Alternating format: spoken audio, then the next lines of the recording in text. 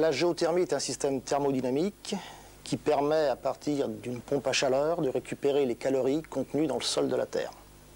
Deux solutions, soit une solution sous forme de capteur plan, qui consiste à mettre dans le jardin un capteur en tube de plastique rempli d'eau glycolée, à 0,60 m de profondeur.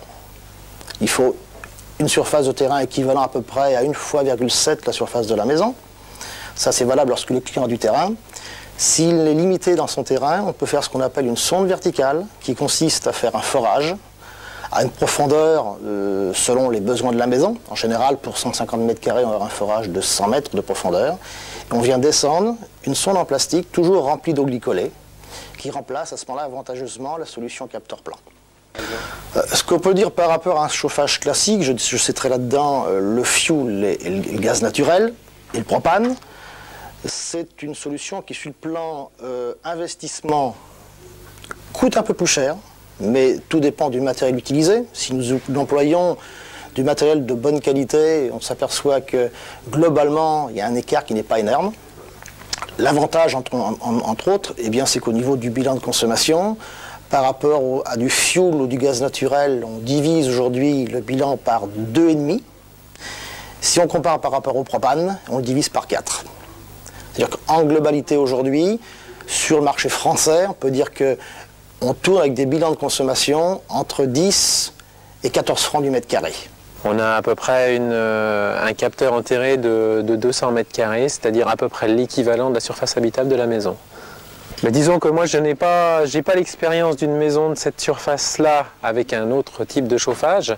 Ce que je sais quand même, c'est que pour une maison de près de 200 m² habitable, on a une facture d'électricité de l'ordre, on va dire en moyenne, de 1 400 francs sur 6 années. Pour avoir des amis qui ont une maison équivalente, pas très loin d'ici, on tournerait à sûrement pas loin de 8 à 10 000 francs sans problème. Avec un système, même pas chauffage électrique, avec un système chaudière-gaz. Mes parents ont déjà un système comme ça, un système par capteur en terre, et moi j'ai pas trop de surface de terrain, donc j'ai choisi plutôt par sonde thermique.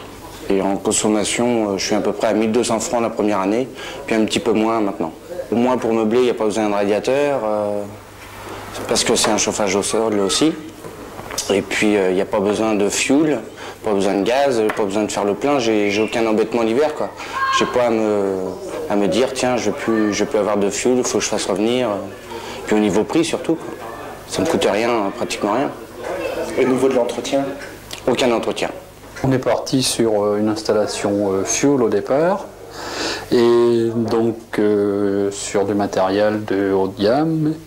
Et après une étude avec la société Climasol, j'ai proposé aux clients une étude plancher chauffant, étage et rez-de-chaussée avec un système capteur. Alors la première chose qui les a fait choisir ce système de chauffage, c'est le plancher chauffant déjà, hein, par son économie, sa réalisation au niveau emplacement dans la maison, pas de radiateur par exemple, hein, ce qui est très important, aussi peu de poussière dans la maison, et le système capteur parce qu'on leur a proposé l'étude complète de consommation, hein, et qui était très très rentable pour une très grande maison comme la leur. Une surface extérieure d'échange de 500 m² à une profondeur de 70 cm.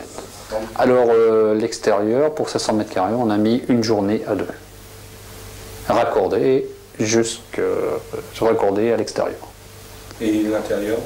L'intérieur, eh bien, le plancher chauffant en 3 jours, complet à 2 personnes, et 2 jours pour l'installation de générateur capteur. Le côté économique d'abord, vu la grandeur de la maison, le volume des pièces. On avait déjà eu une maison avant avec un chauffage fuel, et en fait la consommation était très importante. Donc on voulait un chauffage économique pour celle-ci. Et puis le côté naturel du chauffage.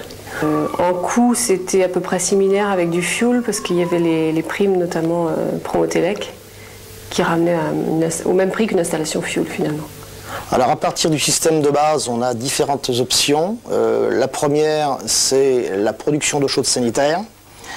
ce qui permet de faire des économies substantielles aux clients, à savoir qu'aujourd'hui, l'eau chaude est de plus en plus importante pour la maison. Donc la machine permet de faire un préchauffage de l'eau, puisqu'on sait qu'on ne peut pas monter à 70 degrés avec une pompe à chaleur. On fait un préchauffage et l'électricité fait le reste. On fait à peu près 60% d'économie sur l'eau chaude sanitaire. Alors pour les piscines, dans le même principe, on peut mettre un échangeur piscine titane sur la machine et pouvoir chauffer la piscine pendant l'été. Donc une pompe à chaleur est systématiquement réversible. Donc on a une option réversibilité qui permet de faire du rafraîchissement surfacique dans le cadre d'un plancher chauffant. Et éventuellement pour des maisons où les besoins en froid sont plus importants, de mettre quelques ventiloconvecteurs en complément et de faire véritablement de la climatisation.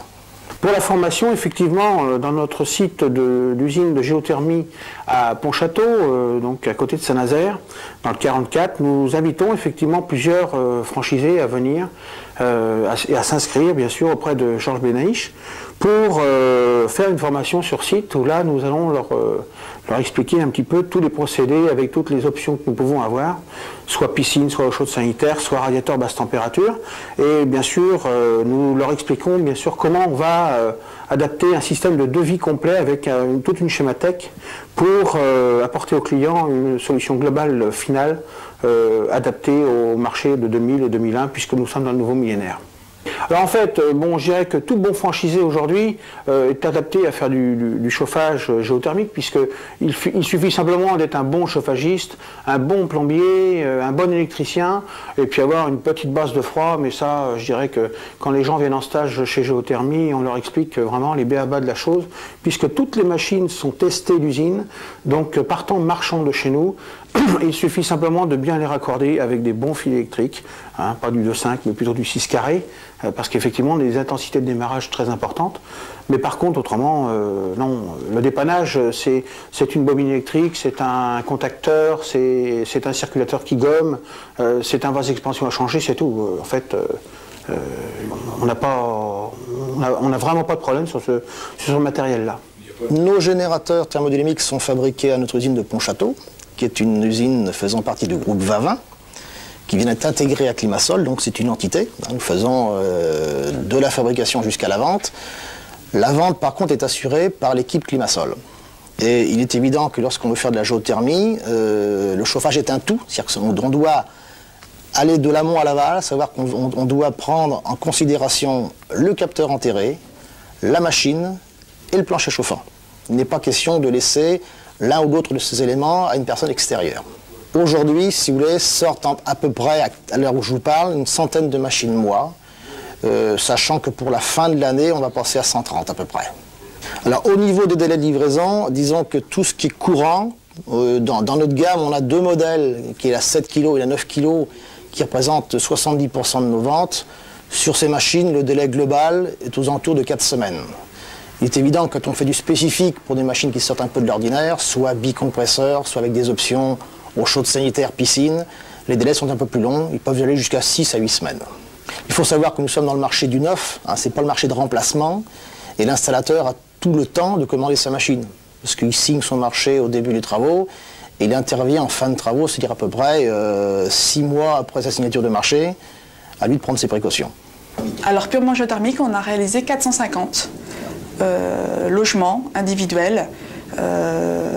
Et l'objectif pour 2001, on souhaite et on va atteindre 600 maisons. On considère qu'il y a 3 types d'aides. L'aide à la qualité qui est de 300 €, ça fait environ 2000 francs. L'aide à la performance énergétique qui va de 2 à 4 € par mètre carré. Et nous avons aussi un prêt Vivrelec, avec un produit d'appel qui est de 3% sur 7 ans. Et en ce qui concerne le prêt Vivrelec et les solutions environnementales, nous proposons un prêt à 100 € par mètre carré traité. Alors nous avons donc créé un site sur la géothermie. Ce site s'appelle vavin.fr.